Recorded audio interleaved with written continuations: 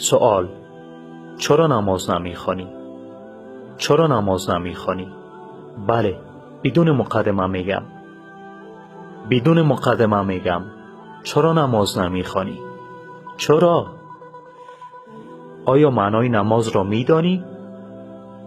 برادرم و خواهرم، سخن من متوجه کسانی که به خدا و پیامبرش ایمان ندارند نیست.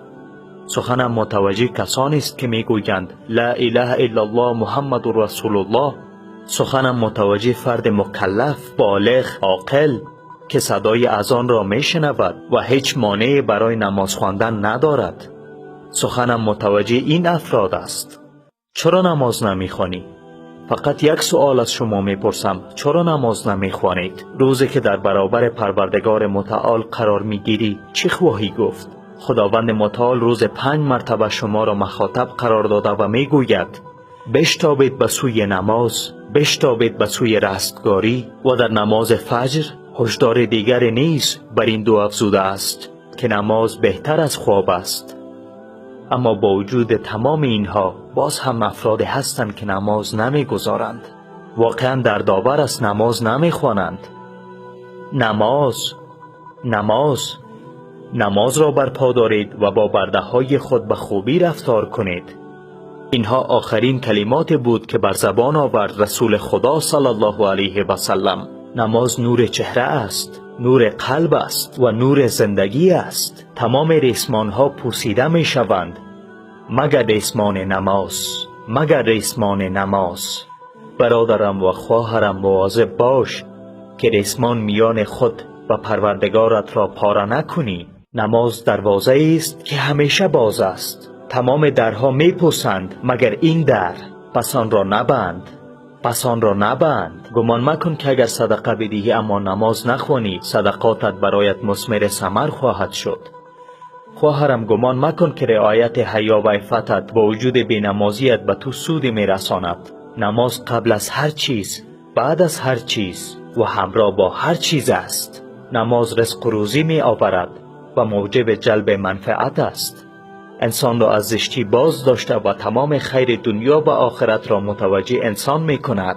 آیا دچار غم شده ای؟ آیا دچار مشکلات شده ای؟ آیا مشغولیت ها و مصیبت های دنیا تو را اذیت می کند؟ آیا واقعا در زندگیت مایوس شده ای؟ از نمازت محافظت کن. هرگاه برای رسول خدا صلی الله علیه و سلم در امر پریشانی و مشکل پیش می آمد به نماز پناه می برد.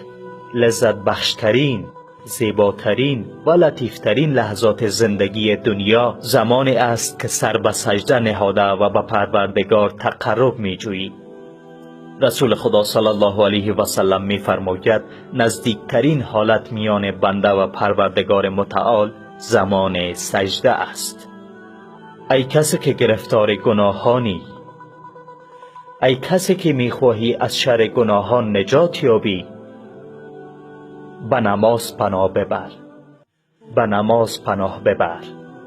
همانا نماز از کارهای زشت و ناپسند باز می دارد. می دانی خداوند متعال در این دنیا تو را به چه چیزی فرمان داده است؟ وما امروا الا ليعبدوا الله مخلصین له الدین حنفاء ويقيموا الصلاة. بعد از توحید و نماز را برپا دارند و زکات را بپردازند و این است آیین راست و مستقیم. نماز از بزرگترین اسباب جلب رزق است. خداوند متعال در این مورد می فرماید وأمر أهلك بالصلاة واصطبر عليها لا نسألك رزقا نحن نرزقك.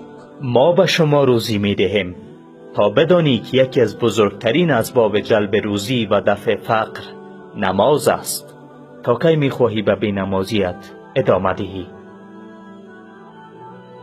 از کجا می دانی که تا پایان این بسته تصویری زنده می مانی؟ عمر انسان ناپایدار است. نماز بخوان، ارتباط جدید میان خود و پروردگارت برقرار کن. توبه کن توسط کلید نماز. خداوند متعال می فرماید فخلف من بعدهم خلف اضاعوا الصلاة واتبعوا الشهوات فسوف يلقون غيا. آنها نماز را ضایع کردند، آن را ترک نکردند، اما از وقت آن به تأخیر انداختند. آن را به تأخیر انداختند. غی یک وادی عمیق در جهنم است که بوی بسیار بد دارد و بسیار جای ناپاک است که جهنمیان را وارد آن می کنند و تمام وادی های جهنم از شدت حرارت این وادی پناه می برند. این عذاب برای کسی است که نماز را از وقت آن به تأخیر اندازد. حال چه فکر می کنی در مورد عذاب کسی که آن را ترک کند؟ عزیز من، این پیام برای کسی است که قلب سلیم داشته یا گوش شنوا دارند. پندی است: به نماز بازگرد و خواهی دید که در زندگیت چه تغییرات اساسی پیش خواهد آمد.